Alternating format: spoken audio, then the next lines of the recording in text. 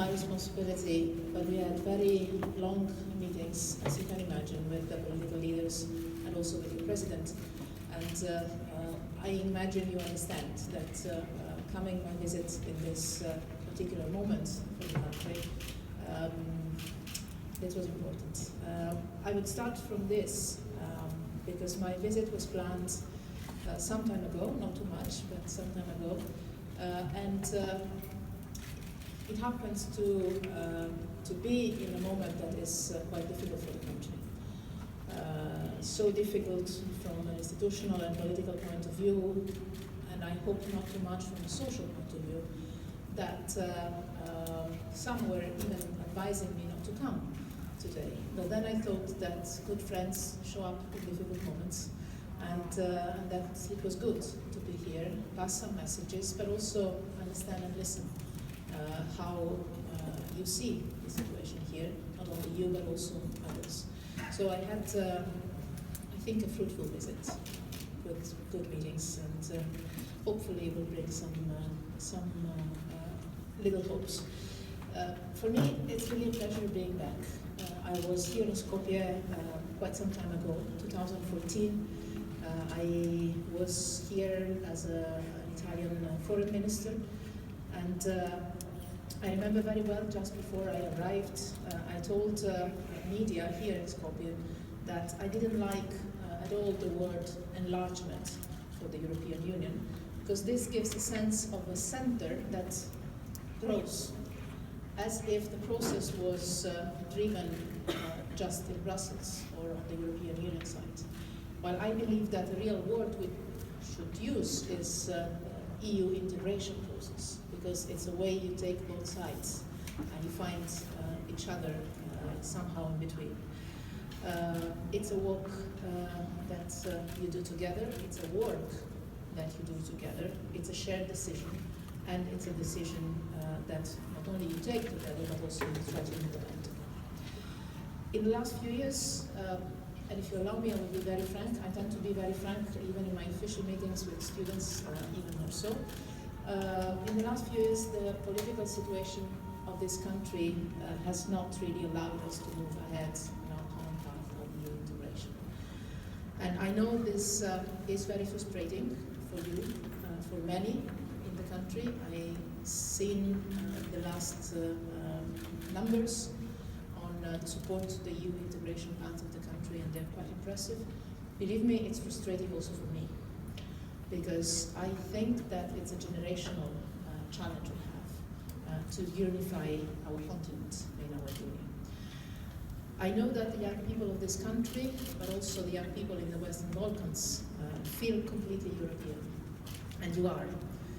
There's good reason for feeling European. Sometimes I find in my speeches or in my files, not the ones that colleagues that are present here prepare, but I find the reference to the European way, the European path of the Western Balkans.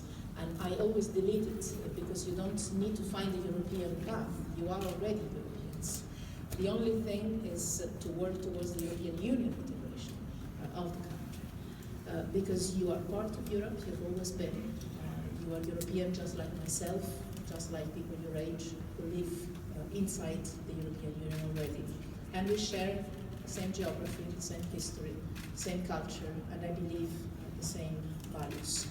So I totally understand the frustration, the exasperation, sometimes maybe the despair you can feel in seeing that over the last few years your country has not moved forward on the path towards the European Union. And let me say very clearly, I believe that too much time has been lost. My question to this country's leadership, I guess it's also the question you put to your leadership, is if this country's leadership want to continue losing time, or even worse, if they want to go backwards. I know this is a blunt question to put, but we're among us. And among friends who have to be here. I believe that the people of this country are ready for moving forward. And I believe they deserve to move forward. I know you want to bring your country inside the European Union. And today, after the elections and respecting democratic processes, you would have the chance to get back to work, make the reforms that this country badly needs, because you're starting now, and then you will be looking for a job. And restart the process that will lead you in the European Union. The original sense of my visit here is this: to tell you, to tell the country leadership, to tell the society that the doors of the European Union are wide open. Not only that they're open, but we want you to come in. I know the citizens of this country are ready for that. I hope the leadership of this country is ready for that. And this is my question to them. Let me say that the spirit of democracy and rule of law are cornerstones of our European societies, and they should never be breached. The parliamentary majority and the powers of the state institutions, in particular the parliament, should always be respected by all. And I believe in the current situation, the letter of the Constitution should guide the President when entrusting the mandate to the candidate of the parties who has a majority in the Assembly. I'm quoting the Constitution here. I've met today all political leaders, I've met the President with a long and good meeting, constructive meeting. And I've asked him to reflect on the way forward for the institutions of this country.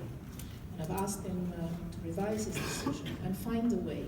And I'm sure there can be a way out of this political and institutional crisis. And I'm sure also there is a way of avoiding turning this institutional and political crisis into an ethnic or inter-ethnic conflictuality in the country, or even worse, into a geopolitical conflict. Because your country is not subject to an external threat. The only threat is internal and derives from not respecting all the communities of the country or irresponsible behavior inciting tensions between communities. The right question to ask, I believe, is why one community or the other feels threatened.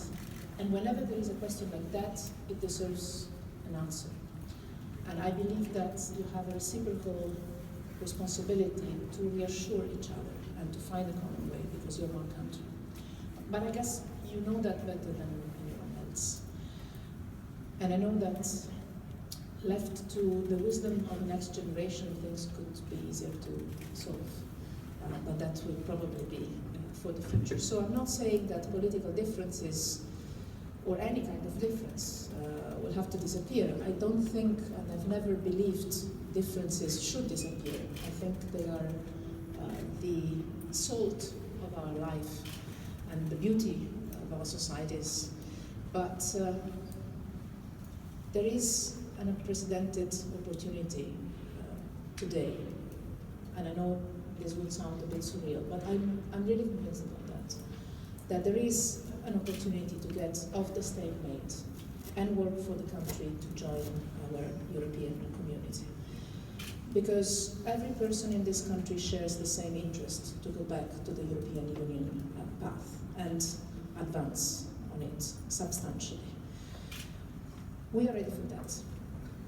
We are ready for that, and my message to you today in these difficult times is one that you would not expect. I'm not telling you be patient, I'm telling you be impatient and ask for what you want and try to work for what you want. I'm not telling you wait for better times. I'm telling you engage, stay positive and consistent. And don't let frustration turn into cynicism or violence or divisions. Don't let anyone tell you that your country will never make it or that you will make it. If you don't see any progress, or even worse, if you see that things are getting worse, which sometimes happens in life and in history, don't give up. Don't ever give up. And keep a sense of direction. Keep the priorities, engage, because your behavior, your voice, your thoughts count. Every single one of you makes a difference. Engage in a constructive, peaceful, serious manner, uniting, finding common ground, as the European way is. At the end of the day, the European Union started as a project that is unique in the world. When Europeans, after centuries of war, that we have exported in quite some places in the world, understood that cooperating and finding common ground was simply more convenient than finding each other.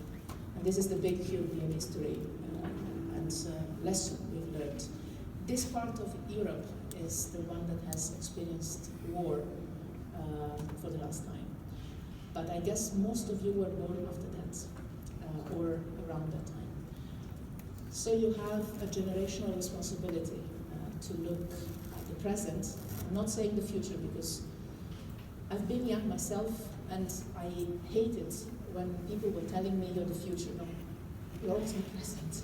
So I think you have a responsibility today to keep this wise, focused approach positive. I know wisdom and youth are not often associated. I believe the youth can be very wise. This focused approach, and try to bring your life but also your country towards the right future, this yes. Make your voice heard. If you want this country to move forward on the path towards the European Union, say so clearly and work for it daily and possibly together.